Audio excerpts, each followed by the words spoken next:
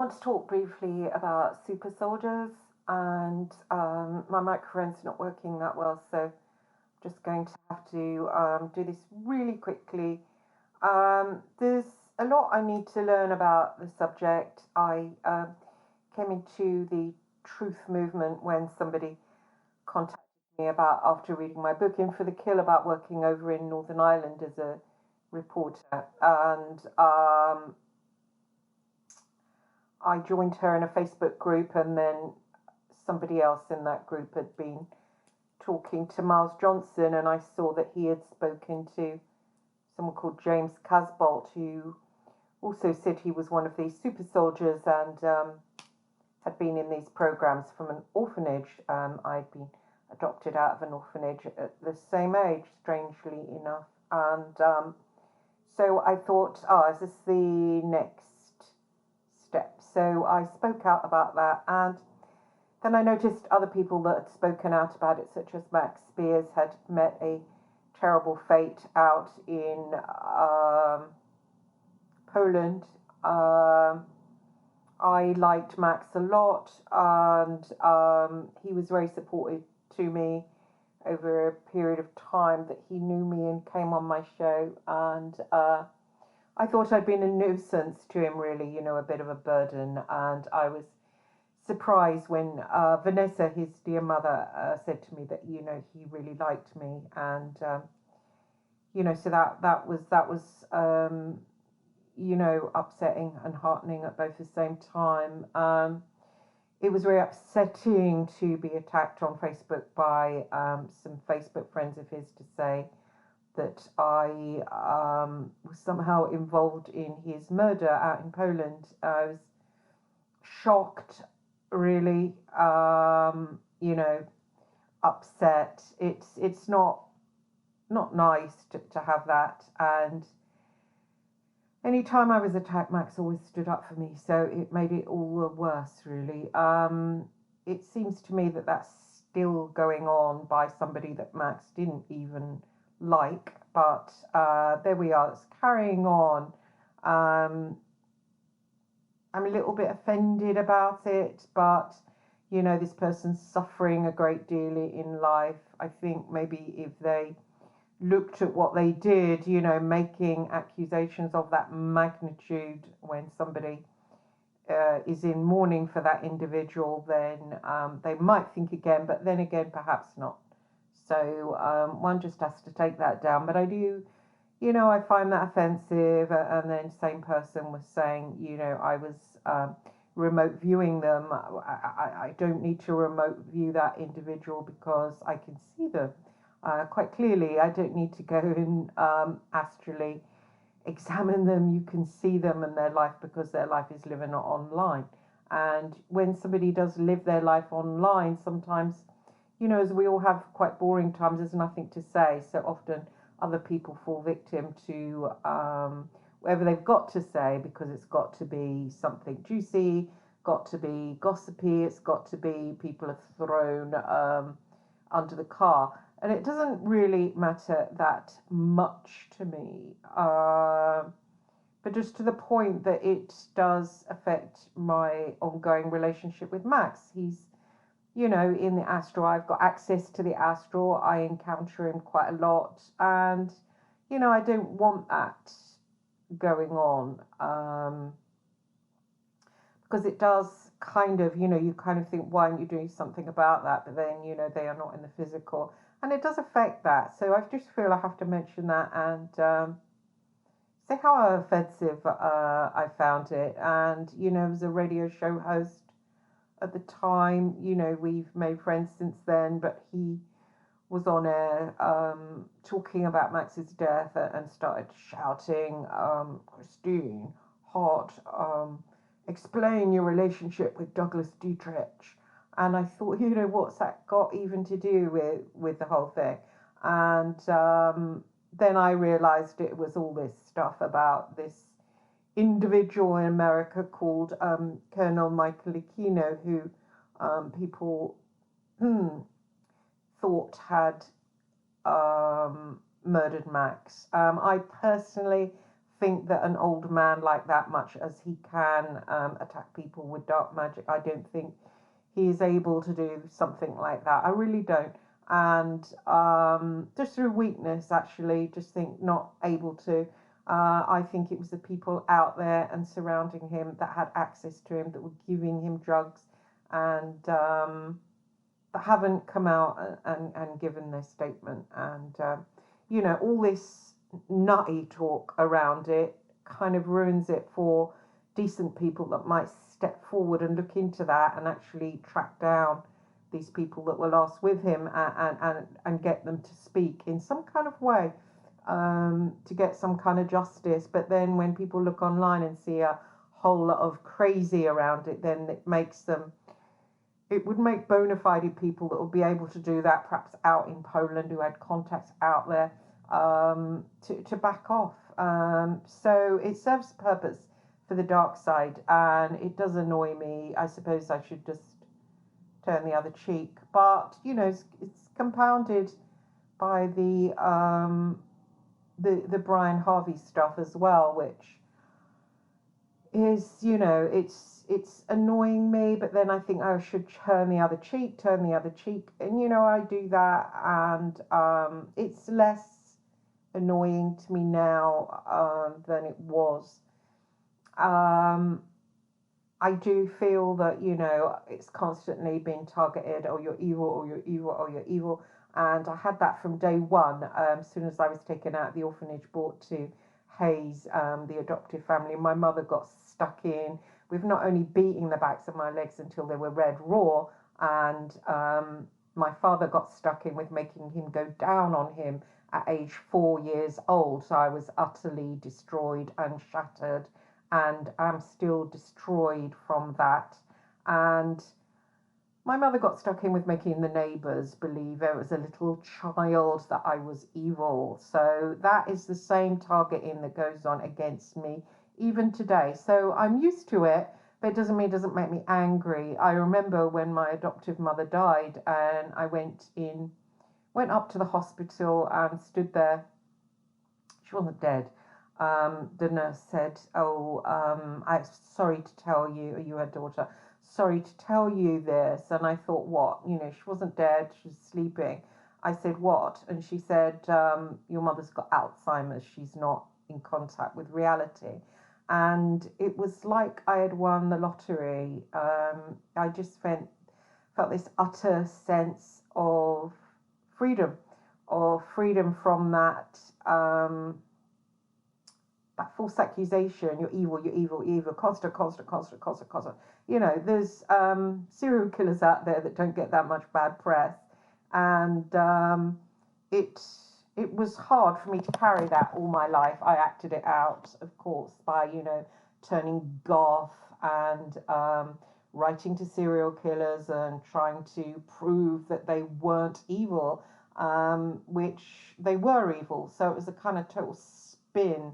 Totally screwed me up. But then I think it would to any child who has to suffer that, especially a sensitive one. I was a very sensitive, psychic child, and to have that done to me and to believe it. Of course, I believed it. They were mum and dad, and it was really hard. And of course, the neighbours, her friends, not the neighbours, her friends. She had 3 friends, Rita and Maria, and they were very competitive of her adopted children. They had children. It was their son and daughter were better than hers, and she, to people please them, went along with that, and I was the fallout victim. And I think my brother was as well, actually, to that. I think he perhaps felt bullied by these 2 women that are actually horrific. It's like a little witch's coven, and still bullied my brother to this day.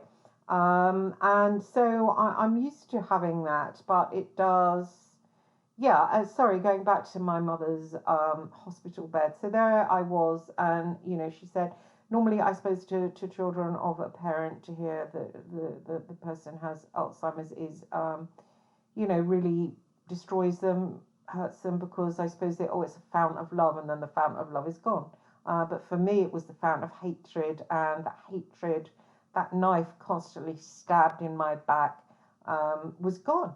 And I felt feeling of elation. It was a feeling of freedom, a feeling of elation, a feeling like euphoria. I tried to hide it from the nurse, but she must have seen my face absolutely light up. And I thought, it's over. It is over. No more am I going to be falsely accused of being evil. I'm sure I'm not an angel. I'm sure I have character defects of A, B, C. But I'm not evil. No, I'm not evil. And I don't hurt people. I think from being a little girl or a little boy, we have that. We have before God. Do you want to hurt somebody? Do you not want to hurt somebody? Do you want to rent them a flat and not do repairs on it so the place is in disrepair and you think, just give me the money? Or do you go and make sure they're comfortable there? Do you hurt people or do you not hurt them? There's that choice for all of us to do. Hurt people, don't hurt people. Move forward in life, move back in life. Oh, I'm going to move forward, but that person's going to be hurt. Do I still move forward? The same for all of us. Now, because I'd been so battered, I was very sensitive to victims around me. And it's always people that have always been victims that get victimized by others. It's never people that aren't victims that get victimized. No, no, no, no. It's always people that have always been victimized. And because I know them, because they're my people, I don't victimize other people. Absolutely no, no, no, no, no, no, no, no. Just don't do it. Just don't do it. Just don't like doing it. But, I've got anger issues just the same as, everyone else. If I hear about a plane crash, sometimes I don't really care, so that's a character defect in me. As I say, I'm not an angel, but going back to my mother's bed, I felt this feeling of elation and I thought, no more will I get that. No more will I have that false accusation. It just won't go on. I will be free. I will move forward and not have that. Call it the dark feminine. It is the dark feminine. It's a spiritual. It's man, I hate it. And it is putrid. It's too much. It's too much.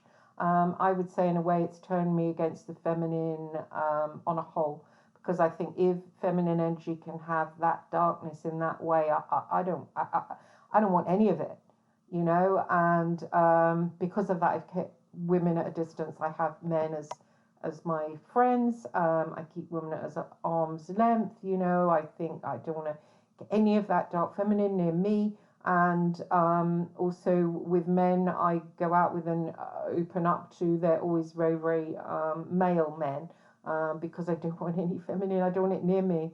I just don't want it near me. And I was its victim for a long, for all my life. And just around that hospital bed, I thought that was it. And I was elated. It was like I'd won 125 million on the lottery. I sailed out of the hospital and I sailed into the car. I sailed home and I shared it on Facebook. And, it was an emotional little post. I said, no more will I be falsely accused. No more will I be called evil. I'm free. And someone came along and I was so upset with them. Anna, actually the same person that came along and dragged me into the truth movement, she left a comment and she said, no, no, no, no, no, no, you're not free of this. No, no, no, no. You will be harassed by that until you leave here. And I said, no, my mum now is out of contact with reality, so I don't care, what she says. And my mother had a very cutting way about her. She was like a troll, but verbal to your face, but she would troll you, but not in a way most trolls do, maybe just calling you fat or ugly or just saying you look like shit or whatever. She was very clever at it. She would cut you down to just a wobbling piece of DNA. And some people that troll are very good at that, but they have to be carrying a lot of that dark feminine or to be demonically charged, because it really does crawl under the skin of the victim, and there's nowhere to go. You can't even respond to it. It's sends me into a rage as well, because I've been a victim of it too long. But there's not many people that hold that energy, and if I sense them, I just run a mile. But she said to me, Anna said to me, no, somebody else will pick up the baton. And I thought, no, you're wrong. What do you mean someone else will pick up the baton? You are wrong. I am totally free of that energy. completely. And so my mother had left a will, and she didn't leave me and my brother very much. She left all the money to the Catholic Church, the orphanage where she collected us both from, bizarrely, because she always said, oh, it's the worst thing I ever did was get you two from that place, you two bastards. Supposed to be upset about that. I didn't give a damn. And my father used to say it too. He used to say, oh, it's the worst thing mummy and daddy, it's the worst thing me and mummy did, was get you two gobshites from that place. Weirdly, his Dublin accent came in a bit there when he said that kind of thing. My brother was very hurt over it. I was not. And I went round her friend's house, Rita, and she lives in this little terrace house in Hayes. And I said, you know, my mother's left you an awful lot of money. I think you should not take it and give it to me. I don't own property or anything like that. And she started, you know, digging into me in front of my son, who was very young at the time, and said, oh, you didn't bother with her. And I said, that's funny.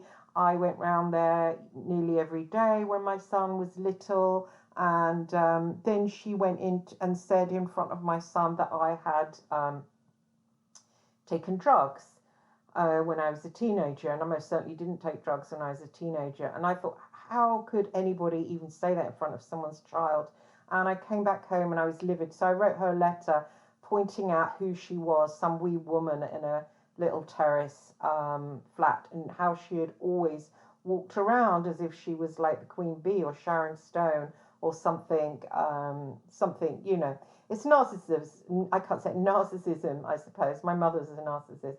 And the dark feminine has to have a narcissist to come through. Somebody who is out of touch with reality. Somebody who thinks that they are the most important person and everyone else is orbiting around them, even though they are very like an unimportant position in life, like kind of like a nobody. It's a horrible word to say because I'm a nobody, but you know, they in their mind, I can only think of Sharon Stone. They're the sort of Sharon Stone or somebody, you know, somebody very, very, very important. Anna Wintour, perhaps. But really, they aren't that person. They're somebody very small, and they can't feel that smallness, and so they make others their victim. They kind of suck the energy off somebody. And a big way of doing it is by saying, "Oh, you're evil, you're evil, you're evil," and I will point the finger at you. And I carried on being a victim of it. Anna was absolutely right, and it was strange. And the biggest time it happened was when, you know, when I met Max Spears, and I was being trolled at the time, again by the dark feminine. It was a man, but he held that energy, and it was very much what my mother would say. It was very much like scraping up my soul, and, you know, it was really bad. It was really bad. People say, oh, I've been trolled, and I think, no, no, no, no, no, you haven't. Not unless you've experienced something like this. Because when someone trolls you like that, they are profoundly obsessed with you, and they have to, you know, think about you 24/7 to think about what they're going to actually say. So it's a kind of totally different. Sorry, my thing's gone wrong. Totally different thing. Wow, it's so annoying. It's a totally different thing to just a normal trolling. And they were coming at me, and he said, I'm going to go and get them. And actually, it turned out that he actually didn't do anything. Well, I'm sure he did a lot of things, but it turned out it was another man that stepped forward out of the truth movement and barked at him. And, you know, this person hasn't got any dark feminine, this person is masculine, and so he ran away. It's odd that when you get these individuals, if you do get the male, the strong male with the testosterone, you know, with no feminine, it can really just get rid of that energy. Bang, but bang, it's gone. But if you do get more of the dark feminine around that energy, it kind of increases it. They do get there. I think they call flying monkeys. A friend of mine said that, you know, these grovel pots around the person, they can amplify that energy. And a big thing they do as well, a big thing my mother did, and certainly Rita and Maria, was to put you down. Was anything you've done. I remember sending my mother a Sunday Times front page about the UDA, and she looked at it, she goes, oh, didn't one of the Irish journalists want a piddly little story like that? And she just did it matter of factly. And they kind of go for your soul, they go for any little achievements, and they belittle them and they make them nothing. They are very sick, and I suppose you have to look at it and say, well, they're ill, and excuse them. But, for somebody that's been a victim of it, it can, it can tire me, it can wear me down. Looking at Brian Harvey, people say, got to feel sorry for him, he's not well. I know he's in deep shit at the moment, and I can feel, sorry for him over that. But then when, on one hand, I did that interview with him and brought out in the open what seems now he wanted brought out in the open. Somebody else came to me and made me do that. They said, oh, you should interview Brian Hart. And there was something about them. And they said, don't mention my name in any of this. And I thought, do you mean me bad?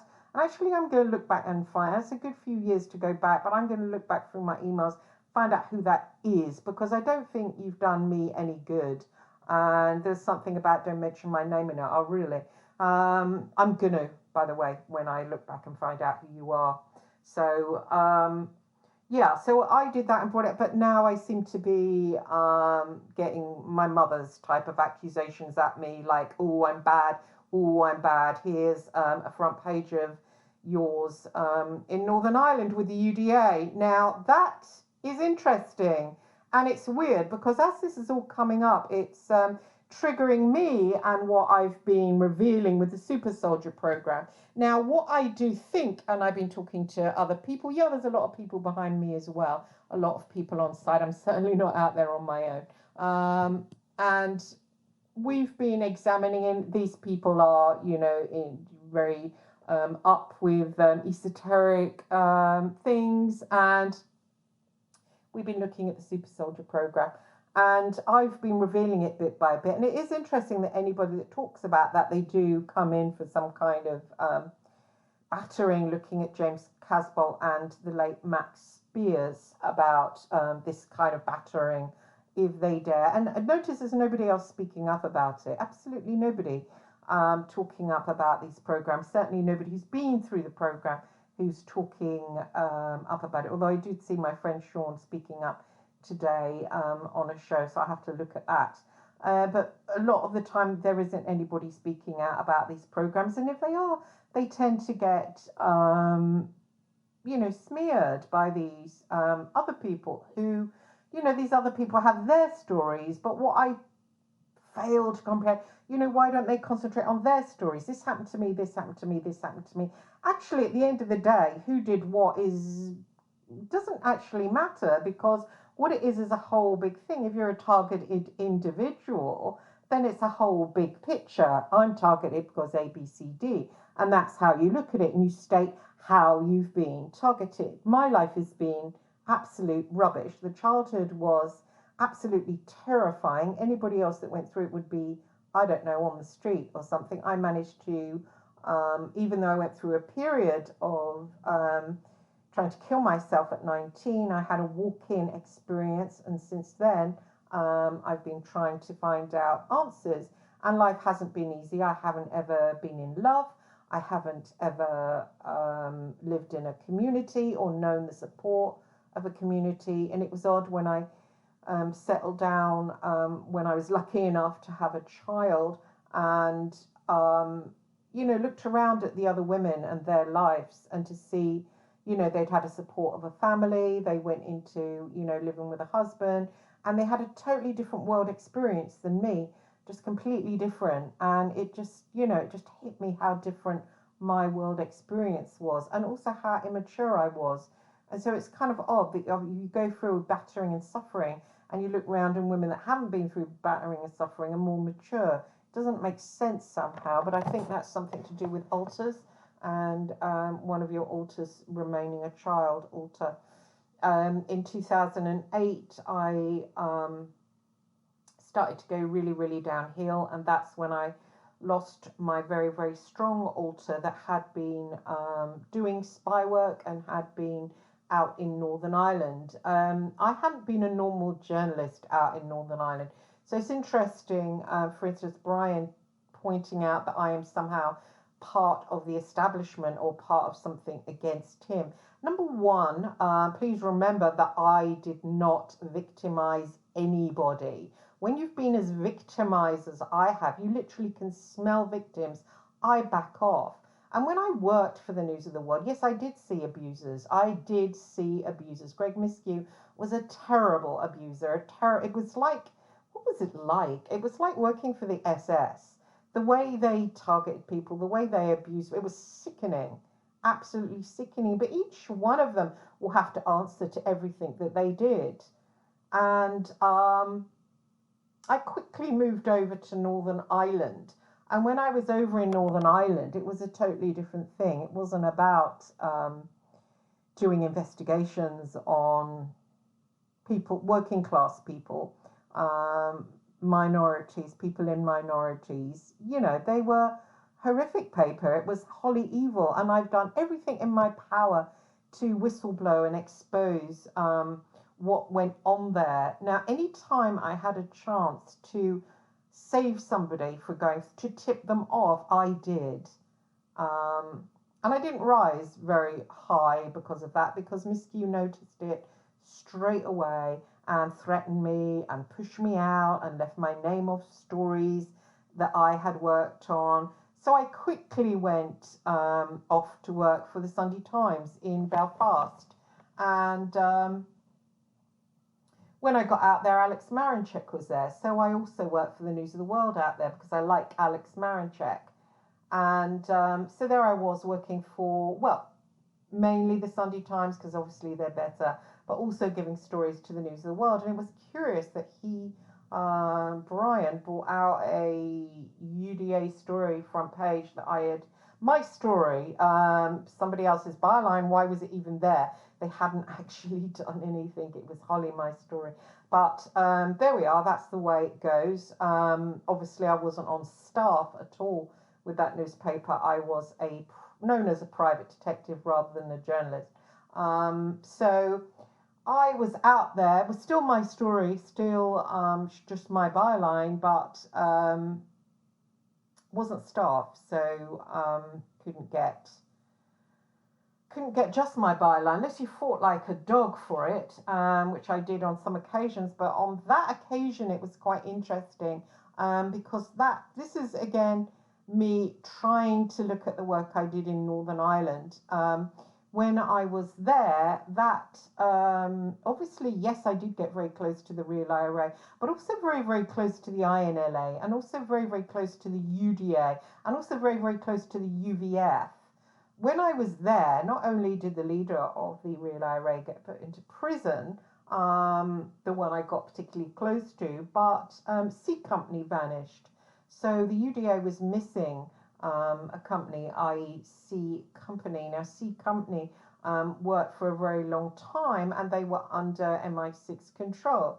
And when I was there, the first thing I did was get very, very close to John White, which is the head of the UDA.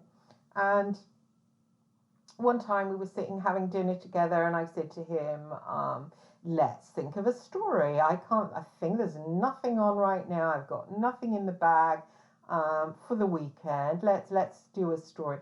And he said, oh, there's nothing happening right now, Christine. And I said, no, I've got a really, really good idea. What if you decided to go to the INLA, who I knew, and I knew the leader, Dark Cloud. And I said, what if you went to them and decided to talk peace just with them? And he said, no, we'd never do that. And I said, yeah, but what if you did? Let's sit here and write down a scenario of what would go on. And he said, I'm not really comfortable doing that. And I said, let's do it anyway.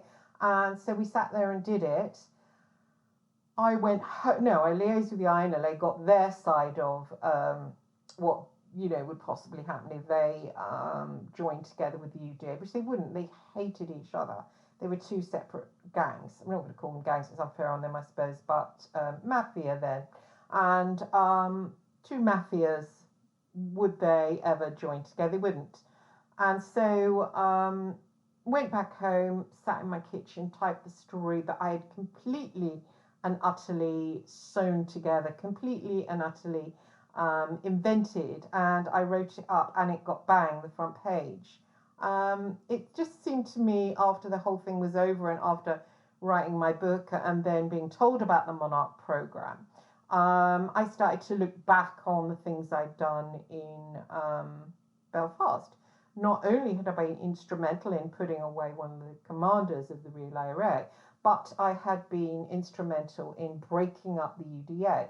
C Company, after that story, was attacked by A and B Company, and then C Company had to go and live in England. I've tried to make contact with John White since then, but alas, I haven't been able to. So this is something I right now want to investigate and examine, but it's wholly difficult if, you know, people are trying to get an audience. Oh, bad person, evil person, evil person. Because I am dependent on people out there.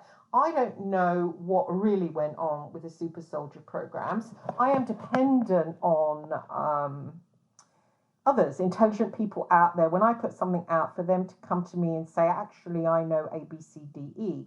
I know Douglas Dietrich knows a lot, but he won't talk to me. So there we are. But I'm not going to give up. I'm going to get to the bottom of it. But it just feels to me like, you know, I'm all for people telling their story. I'm all for people, you know, trying to get to the bottom of their story, of what happened to them with their targeting. And I do believe people are targeted. You know, you see somebody there and they're living in poverty, they're having a really bad life, and you think, yeah, clearly they're targeted. You just have, it's so simple, people, to find who's targeted, who's not. If you see, that's why Jesus Christ said, you know, it's harder for a rich man to fit in through the eye of a needle than it is to enter the kingdom of God. It's because you have to be persecuted, you have to be suffered here. So it's easy to see, just to look at somebody's bank account, just look at where they live, to see who's persecuted. So I know, you know, person A, person B, whatever, who's slagging me off, I know they're persecuted for sure. But so am I. You know, I couldn't sleep last night because I live somewhere where the walls are so bloody thin. I hear people below me having sex. They were having sex at 5 a.m. and, you know, I didn't sleep, and I just was hearing her just moaning, and I thought, yeah, this isn't life. This is some kind of horror story. And, you know, I'm living somewhere there's black mold everywhere. The windows don't open. I'm depressed. I have worked all my life, and I've worked damn hard. And out in Northern Ireland, I was threatened by this one and that one, or are you going to get put down a hole, you know. And then people say, I was hanging out with the Real IRA. Oh, yeah, it was just so easy. I remember one time waiting to be picked up to be taken somewhere, and I shat myself. Literally, I shat myself. I had to go in a pub, take off my underwear, clean myself off, and the stink.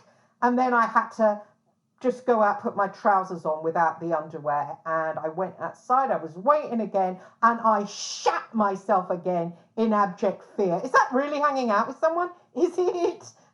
I mean, do people shit themselves twice by when they're hanging out with people? So it's all very easy to just do a mother jobby, do a little mother. Hey, Mum, I'm front page of the Sunday Times. Yeah, well, that's a story that no real journalist would have touched. A piddly little story. So you get something, oh, yeah, you hang out with a real IRA. Yeah, just a tart, you are. Yeah, anyway, when I'd finished cleaning myself off, I couldn't get my trousers clean. So I had to go and purchase a skirt.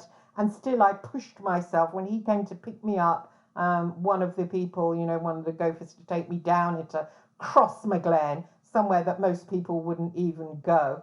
And I was scared. I drove, you know, sitting there terrified, absolutely terrified. Most of the time I went down there, I was terrified, especially as I would flip from one state of mind to another state of mind, which I found out later were my alters. When I was in the clearly the spying altar, I was fine. It was exciting. I didn't mind. I would kick the ass of those terrorists. I was in charge. I would look at them and think, I'm in charge here.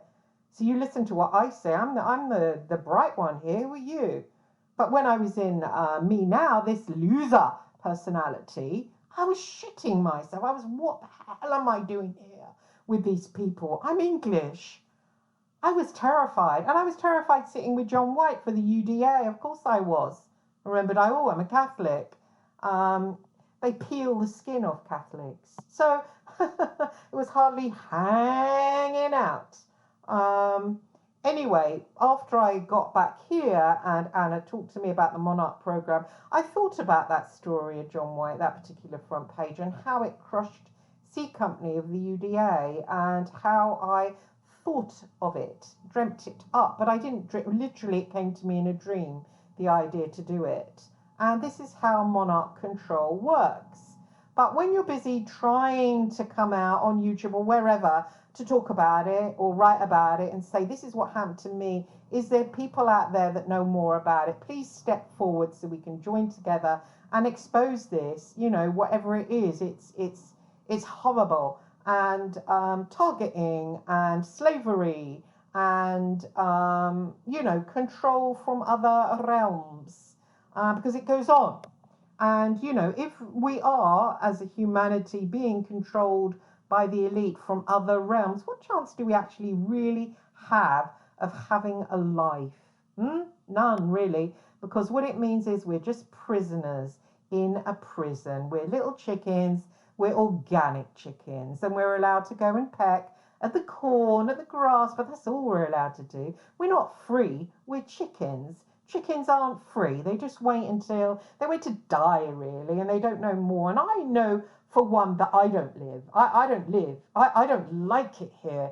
Every day I'm here, I do not like it. If it weren't for my son, I would find a way to exit my body, because this place is absolutely hell on earth. And I'm very envious of people stupid enough to actually enjoy this place, because it is hell. And I was laying here this morning on my settee and I thought, it's just like I'm in a prison. And then I thought, because there's a total lack of God, especially in England, a total lack of God, I just wish I was in another country. Anywhere, Morocco, for instance. Well, Morocco, every hour you have Allah Iqbal and you have the bells go off and they say, God is great.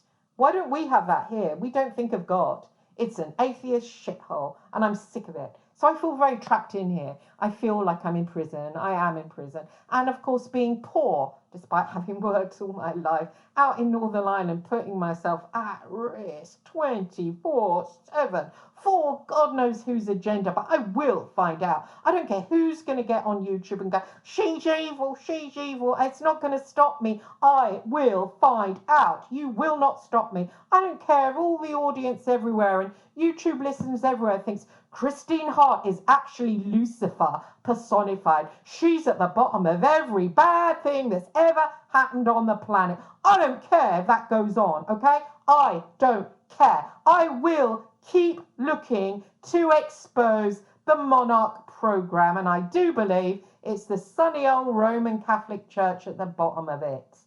And I don't know what exactly they were up to, but I know whenever I do feel targeted, I go astral. And what happens in the astral, apart from lots of super soldiers meeting up, because there is a meeting up of super soldiers there, what is all this spinning going on? Last night I went into the astral, James Casbolt was there, others were there, Max Spears was there, Sarah Adams was there, there was others. I put some people on these kind of turntables and I was spinning. And then I put something in my mouth, I hoisted myself up on like a trapeze, and I span from my mouth.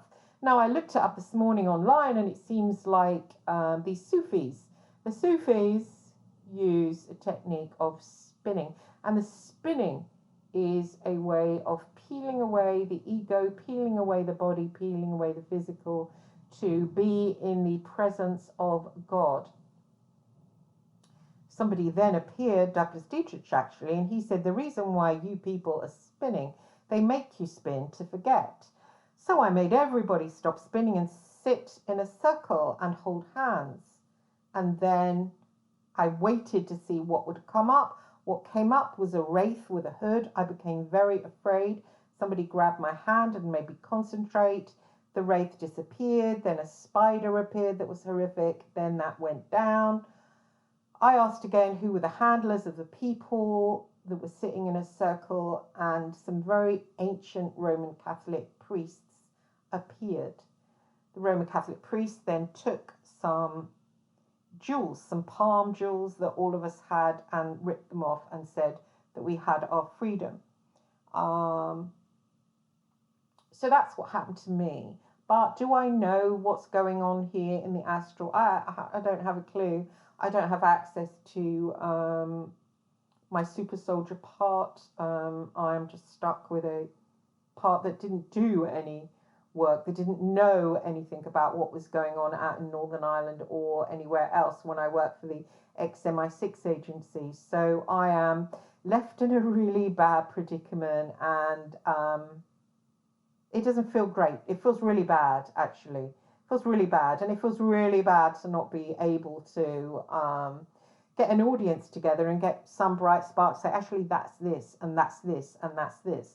And now this is what happened here, and this is what happened here. So I can get it together to expose this, to pull the thread, to kind of reveal it, and to find out what actually has gone on, what is going on, what's the relationship between the Roman Catholic Church and Islam. I suppose I need to pick up a history book. I'm not that great at studying, but I do want to know what went on. I do want to know what kind of black magic they were using. I do want to get free of it. I do want to wake up. I want all my parts back. I don't just want to go into the astral and feel powerful there. I want that part in the 3D to help me here to navigate out of poverty. Why am I in poverty? Even Graham Johnson from Hacked Off, he went, someone like you shouldn't be living the way you're living, as he proceeded to try and get me put into prison. Oh, you did this, you did that, that was illegal. I did nothing illegal, actually. I was very clever because I knew everyone that works on Fleet Street is scum. They're evil and they're scum. And when I went in there, I thought, oh, I'm amongst evil scum who's actually tore me down. I was a victim of Fleet Street before I went and joined it, but I knew what I was walking into. And you really think, Graham Johnson, that I ever did something illegal for people like you to stomp me into the ground? No, I didn't.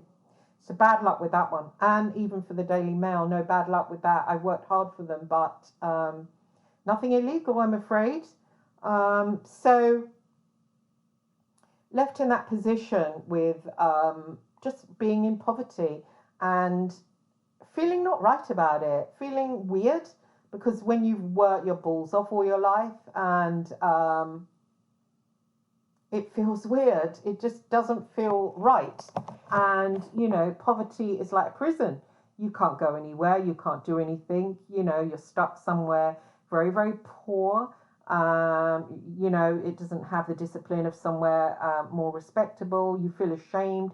Somebody was going to deliver me another microphone, a friend, and I didn't want them to see where I was living. I said, I'll pick it up from you. I thought, no, I'm too ashamed. It looks too horrible. There's paint peeling. It looks like, I don't know, I'm a sort of gang leader, drug dealer or something. Should be leaning out with, I don't know, Kalashnikov or something. That's what it looks like here. It's really shameful. I feel so embarrassed. I live here, so embarrassed that my son has to be here. And why? When I've worked all my life? You're kidding me? You're kidding me? And then you get people going on YouTube, oh, I'm evil, I'm part of it, or you deserve to come down. Oh, buddy boo, I am down. You don't get lower than where I am right now. Huh? And that's what makes it so easy. Oh, I'm such an easy victim. Oh, I'm so easy to kick down. I'm so easy. That's right. Really, really easy. So that's it. Pick an easy one. Can't get the big boys. Can't get the big boys. So let's get the people on the ground. Well, shame on you, huh? Shame on you. Shame on you. But you know what? Every time I get a slap, I will respond, okay? I will respond. Why? Because I want to know my truth. In my world, I'm the most important. Well, actually, I'm not the most important because I'm due out of here soon. You know, I'm middle-aged. I'm not getting any younger. So what's the point in my life? I've had it, really, and it right balls up it's been. I want to make this place better. before I leave it. I want to make it better for the young working classes, the people that don't have a chance, the people that are controlled by the other side. And for the very selfish reason that I know once you leave the physical, you go into the astral, you get asked, what have you done? What have you done here? And you have to sign a book. You've created this. This has been good. You've destroyed this. This is what you've done. And you either go higher or you come back round again. Now, I want to move on. I'm not coming here again. I don't like it here. I don't like anything about it. I don't even like nice things. I don't like going to nice places. I don't like sex. I don't like love. I don't like it here. So I'm not coming back. So I want to do something really good to make sure I can move on. And I don't care what anybody thinks of me. I know between me and God what I have done. And I know I will be moving on. But one of the things I have to do is to dismantle the monarch projects and the slaves, the people like James Casbolt. Huh? And people think, oh, I don't know, there's a girl did a video, I'm against James Casbolt. You're kidding me? He grew up in an orphanage, went into paedophile adoptive parents, same as me, and was raped by the father. And he said that, and I believe that, because if people don't make up that kind of stuff. They don't. He went through and then he went to prison. I am wholly on his side. I don't care if he doesn't like me. I am wholly on his side. And I don't know where he is. What a shame. Anybody that's suffered, anybody that's been sexually abused as a child, I will fight for them. Because there's an elite who are enjoying the fruits of this earth, who are living a totally different life from the rest of us. The rest of us are chickens, pecking at the corn, just waiting to die. And you know, listener, if you're listening, you know whether you're having a good life or a bad life. You know. You can feel it. Ask yourself, am I having a good life? Or am I just waiting to die? And most of us are waiting to die. Anyway, that's all I've got to say. Well, thanks for listening.